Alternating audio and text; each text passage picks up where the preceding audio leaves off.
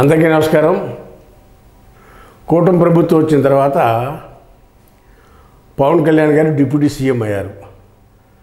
Janasena party తరపు నుంచి deputy సీఎంగా ఉన్నారు. 3 మంత్రులు ఉన్నారు. సివిల్ సప్లైస్, పంచాయతీరాజు, టూరిజం 3 పోర్ట్ఫోలియోలు జనసేన పార్టీకి ఇచ్చారు. వీరు 3 కూడా మంత్రులుగా ఉన్నారు. అయితే ఇక్కడ పవన్ కళ్యాణ్ గారు చాకచక్యంగా వ్యవహరిస్తున్నాడు.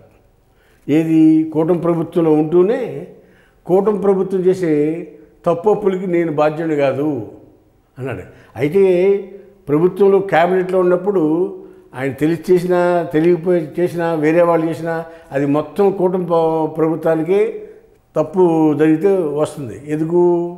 నేను తిరుపతి ఇష్యూ తీసుకోండి.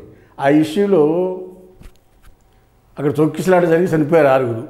అది కూటమి ప్రభుత్వానికి మొత్తానికి వచ్చింది తప్పితే పవన్ కళ్యాణ్ గారు ఒక్కడికి రాదు. కూటమి ప్రభుత్వంలో ఉన్న ఫెయిల్యూర్ ఆఫ్ ది గవర్నమెంట్ అనే అంటారు.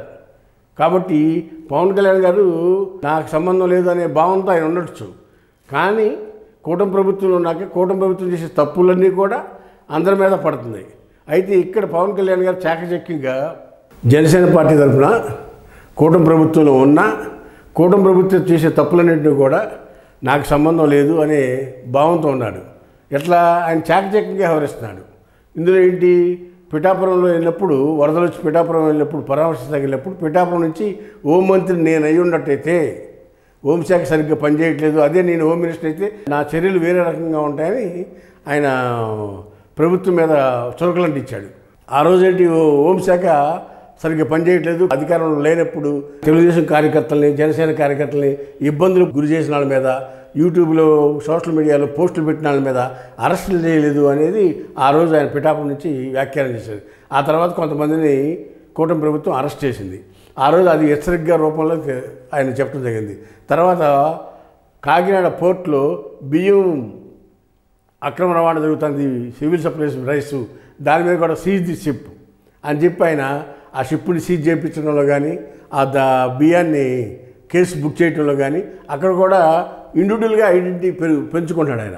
హోమ్ డిపార్ట్మెంట్ మీద మాట్లాడే మాటలు కానీ, కాకినాడలో బియ్యం సీజ్ చేయించడంలో కానీ, ఆ తర్వాత కడపలో ఎండిఓ మీద దాడి చేస్తే ఆయన పరామర్శించడంలో కానీ, ఇట్లా ప్రతి ఒక్క కార్యక్రమంలో కూడా ఆయన ఇండివిజువాలిటీని పెంచుకునే విధంగా ఆయన చర్యలు ఉంటాయి. నిన్న కాక మొన్న తిరుపతిలో జరిగిన సంఘటన మీద కూడా ఆయన తిరుపతి ఆల్రెడీ సీఎం వెళ్ళాడు, డిప్యూటీ సీఎం వెళ్ళవసరలా.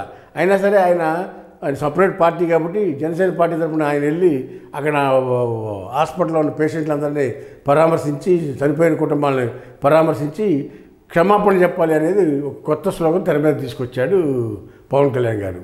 నిజమే, మరి ఆయన మాట్లాడేది కరెక్ట్గానే ఉంది. అందరూ చచ్చిపోయారు, దేవస్థానానికి వచ్చి దేవుని దర్శించుకుందామని వచ్చి చనిపోయారు కాబట్టి క్షమాపణలు చెప్పమని అడగటం ఆయన అడిగింది కరెక్టే.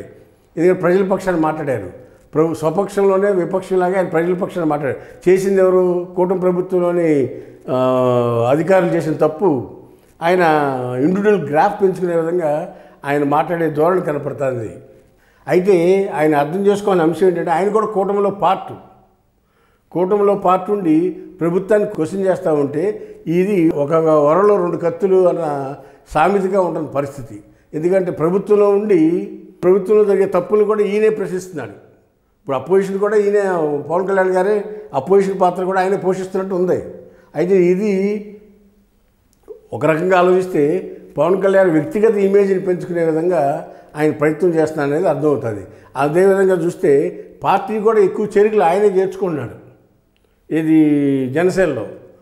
మరి ఆ విధంగా కూడా చూసినా ఆయన ఒక పక్క పార్టీని డెవలప్ చేసుకున్నాడు, ఒక పక్క ప్రభుత్వంలో జరిగే తప్పులు కూడా ప్రభుత్వంలో ఉండి ఆయన క్వశ్చన్ చేయటం అనేది రాబోయే రోజుల్లో కొన్ని సమస్యలకు గురి అవుతాయి అనేది ఈ సందర్భంగా తెలియపరుస్తున్నాను. హాయ్ ఫ్రెండ్స్, మా ఫ్యూచర్ టుడే ఛానల్ చూస్తున్నందుకు చాలా థ్యాంక్స్. మరిన్ని లేటెస్ట్ వీడియోస్ కోసం వెంటనే సబ్స్క్రైబ్ చేయండి. అలాగే ఈ బెల్ని కూడా రింగ్ చేసేయండి. మా లేటెస్ట్ వీడియోస్ నోటిఫికేషన్స్ అన్నీ మీ మొబైల్లో వస్తాయి. మా వీడియోస్ మీకు నచ్చితే లైక్ చేయండి, షేర్ చేయండి, నచ్చకపోతే కామెంట్ చేయండి.